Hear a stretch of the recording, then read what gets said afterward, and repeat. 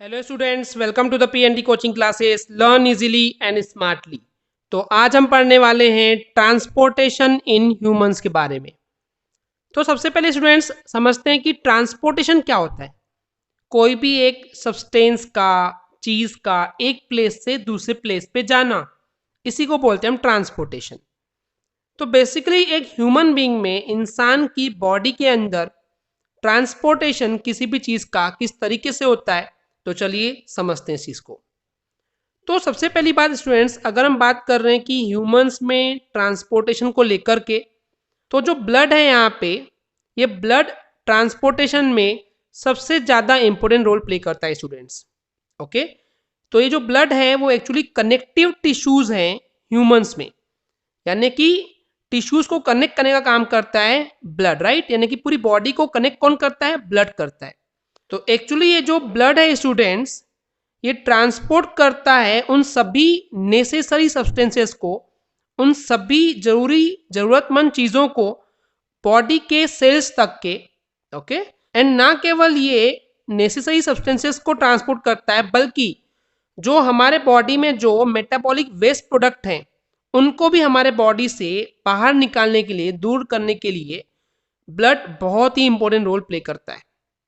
Okay, यानी कि इस चीज को समझिए कि नेसेसरी सब्सटेंसेस को तो ट्रांसपोर्ट करता ही करता है सेल को, सेल तक के जो नेसेसरी सब्सटेंसेस है वो तो पहुंचाता ही है, लेकिन साथ ही साथ जो मेटाबॉलिक वेस्ट प्रोडक्ट है उसको भी अवे करने के लिए, हमारे बॉडी से बाहर निकालने के लिए ट्रांसपोर्ट करता है। ओके, इतना क्लियर है क्या स्टूडेंट्स? तो देखिए, अब हम बात करते हैं कि ब्लड के मेन कंपोनेंट क्या होते हैं, मेन पार्ट्स क्या होते हैं। तो एक्चुअली मेन 4 पार्ट्स होते हैं: plasma, red blood cells, platelets, white blood cells. One by one सबको समझते हैं। प्लाज्मा क्या है? एक्चुअली ब्लड में जो प्लाज्मा होता है वो येलो कलर का होता है, एक फ्लूइड होता है, एक लिक्विड होता है। अब ये प्लाज्मा करता क्या है? एक्चुअली ट्रांसपोर्ट करता है फूड मटेरियल को, कार्बन डाइऑक्साइड गैस को, वेस्ट प्रोडक्ट को, इस टाइप के मटेरियल्स को वो ट्रांसपोर्ट करता है। कौन करता है? ये प्लाज्मा करता है।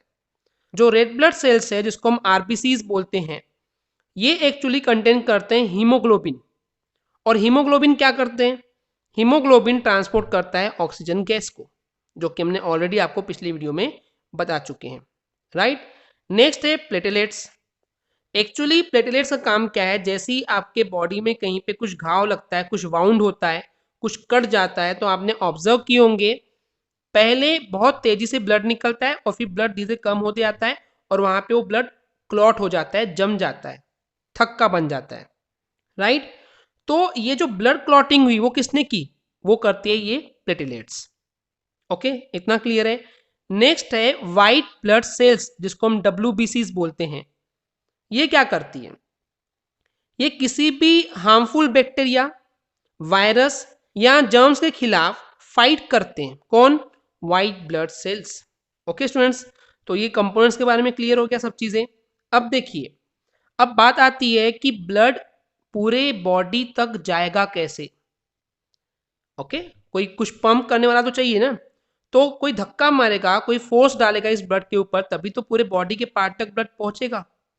तो ब्लड को पंप कौन करता है, धक्का कौन मारता है? वो होता है हार्ट। क्लियर है? तो हार्ट जो है वो एक्चुअली ब्लड को पंप करता है ब्लड वेसल्स में, तभी ब्लड जो है बॉडी के डिफरेंट पार्ट्स तक पहुंच पाता है। तो अब यहाँ पे एक नई चीज आ रही कि हार्ट क्या है, राइट। हार्ट के बारे में समझते हैं। हार्ट क्या है? हार्ट एक्चुअली एक मस्कुलर ऑर्गन है। ओके, मसल का बना हुआ ऑर्गन है, एक हिस्सा है आपके बॉडी का। एंड इसके एक्चुअली 2 साइड से सेपरेशन होता है। हार्ट का 2 साइड से, यानी कि 2 पार्ट में सेपरेशन होता है। एंड जिस वॉल के जरिए, जैसे कि आपको डायग्राम में दिख रहा है, ये जो वॉल है, बीच की जो हिस्सा है जिससे 2 टुकड़े हो रहे हैं, इसको बोला गया है मस्कुलर वॉल। मसल्स की ये वॉल बनी होती है जिससे कि हार्ट 2 पार्ट में डिवाइड होता है। एक्चुअली एक हार्ट में 4 मेंबर्स होते हैं।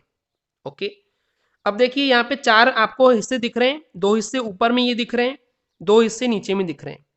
इन नीचे वाले हिस्सों को हम बोलते हैं वेंट्रिकल, ऊपर वाले हिस्सों को बोलते हैं एट्रियम। तो 4 मेंबर कौन से होते हैं? Left atrium, right atrium, left ventricle and the right ventricle. Clear है स्टूडेंट्स, इतना क्लियर है। अब देखिए, ये हमने बता दिया कि हार्ट मस्कुलर ऑर्गन होता है, मेन दो पार्ट्स में सेपरेट होता है और टोटल 4 चेम्बर्स होते हैं। चारों चेम्बर के नाम बता दिए, राइट।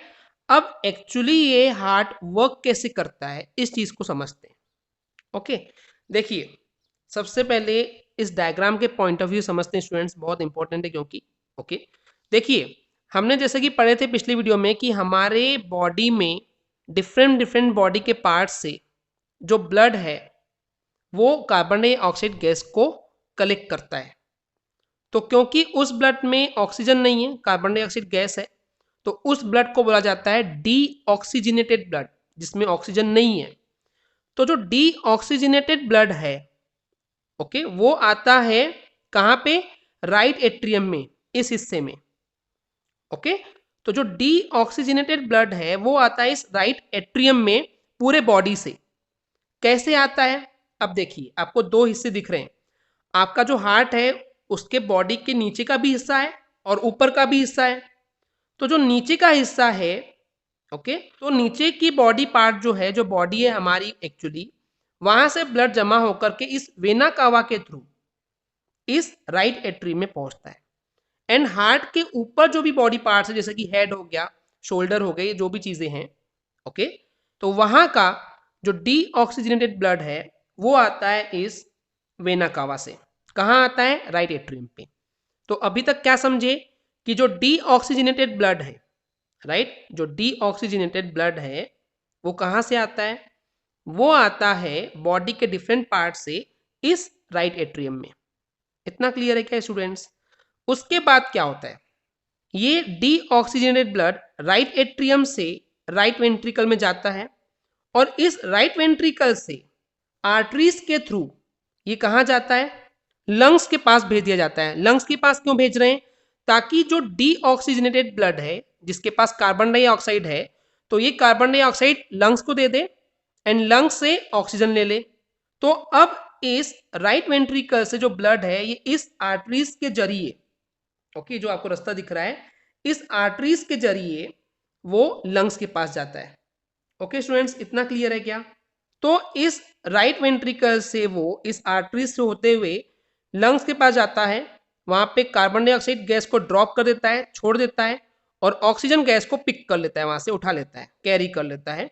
और इस तरीके से जो ये ऑक्सीजनेटेड ब्लड है वो कहाँ आता है, फिर इस लेफ्ट एट्रियम में आता है। और कहाँ से आता है, वो आता है इन वेन्स के जरिए, जिसको हम बोलते हैं पल्मोनरी वेन्स। ओके, यानी कि पल्मोनरी वेन्स के थ्रू ये जो ऑक्सीजनेटेड ब्लड है वो इस लेफ्ट एट्रियम में पहुंचता है। ठीक है स्टूडेंट्स, इतना क्लियर है। इसके बाद ये जो ब्लड है ये इस लेफ्ट वेंट्रिकल में भेज दिया जाता है।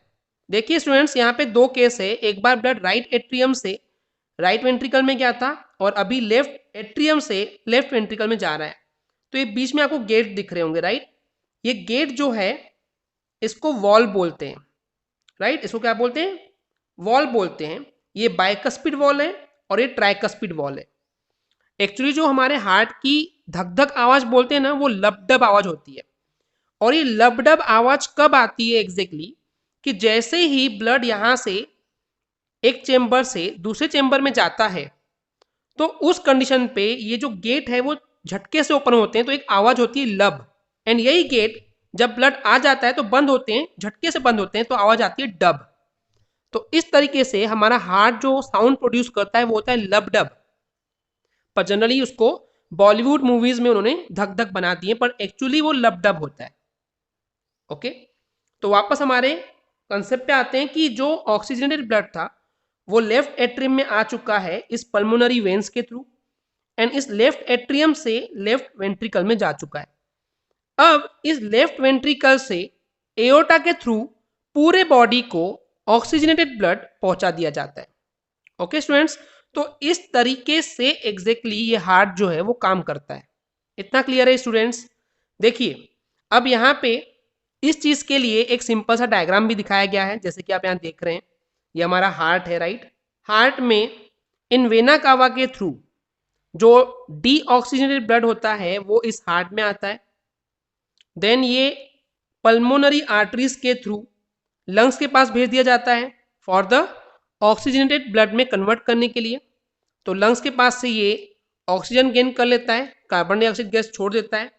देन ऑक्सीजनेटेड ब्लड वापस ये हार्ट में आता है, हार्ट के लेफ्ट एट्रियम में आता है, वहां से लेफ्ट वेंट्रिकल में जाता है, और वहां से ये जो ऑक्सीजनेटेड ब्लड है वो इस एओर्टा के थ्रू पूरे बॉडी को सप्लाई कर दिया जाता है, राइट। तो यहाँ पे दो टाइप के ब्लड वेसल्स हमको समझ में आ रहे हैं, एक होती है आर्टरीज और दूसरी होती है वेन्स। अब ये ब्लड वेसल्स जो आर्टरीज और वेन्स हैं क्या हैं, चलिए समझते हैं। आर्टरीज क्या हैं?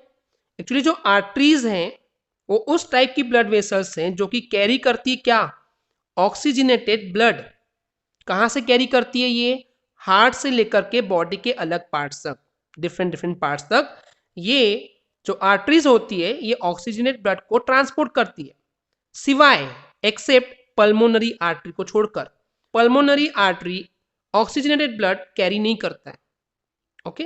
एंड ये जो आर्टरीज होती है बहुत थिक होती है एंड इलास्टिक नेचर की होती है, साइज में बहुत ही स्मॉलेस्ट होती है, ओके। एंड ये जो आर्टरीज है बहुत छोटे छोटे पार्ट्स में टूट जाती है, जिसको हम बोलते हैं कैपिलरीज, ओके। बारीक बारीक नसों में वो टूट जाती है। तो ये था आर्टरीज के बारे में। अब हम बात करते हैं वेन्स क्या होती है। तो वेन्स ऐसी ब्लड वेसल्स है जो कि डीऑक्सीजनेटेड ब्लड कैरी करती है, कहां से, बॉडी के अलग अलग पार्ट से उठाता है और हार्ट में छोड़ देता है। लेकिन pulmonary veins deoxygenated blood carry नहीं करता है, एक्सेप्शन है, जैसे कि आर्टरीज में था। एंड ये जो वेन्स होती है ये बहुत ही थिन होती है और कम इलास्टिक होती है, ओके स्टूडेंट्स, क्लियर है।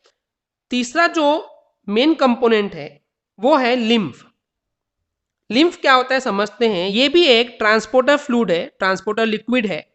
तो एक्चुअली होता क्या है स्टूडेंट्स, जो आर्टरीज छोटे छोटे पार्ट में ब्रेकडाउन हो जाती है, जो कि कैपिलरीज बोलते हैं जिसको हम, तो इन कैपिलरीज में छोटे छोटे पोर्स होते हैं, होल्स होते हैं उनके वॉल्स में, जहां से थोड़ी अमाउंट में, बहुत कम मात्रा में प्लाज्मा, प्रोटीन, ब्लड सेल जो है वो बाहर निकल जाती है, और इंटरसेलुलर स्पेस यानी कि सेल्स के बीच में, जो सेल के बीच में जो स्पेस होता है जिसको हम बोलते हैं इंटरसेलुलर स्पेस, तो उन टिश्यू में ये प्लाज्मा, प्रोटीन, ब्लड सेल जो है वो जम जाता है और वहां पे फिर लिम्फ बन जाते हैं, ओके। तो इसके लिए लिम्फ की कुछ प्रॉपर्टीज बता दूं मैं कि लिम्फ क्या है, वो कलरलेस होता है, उनका कोई कलर नहीं होता है।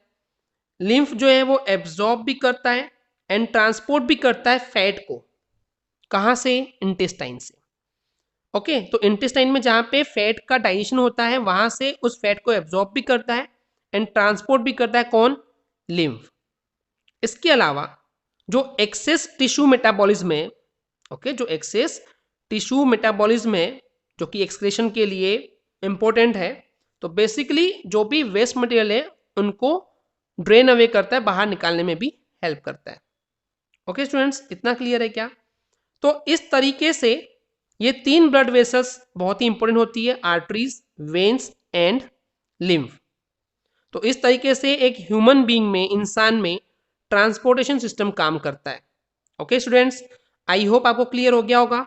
अगर आपको हमारी वीडियो से कुछ भी सीखने मिला या नॉलेज मिला तो प्लीज़ हमारे चैनल को सब्सक्राइब कीजिए एंड वीडियो को लाइक ज़रूर करें।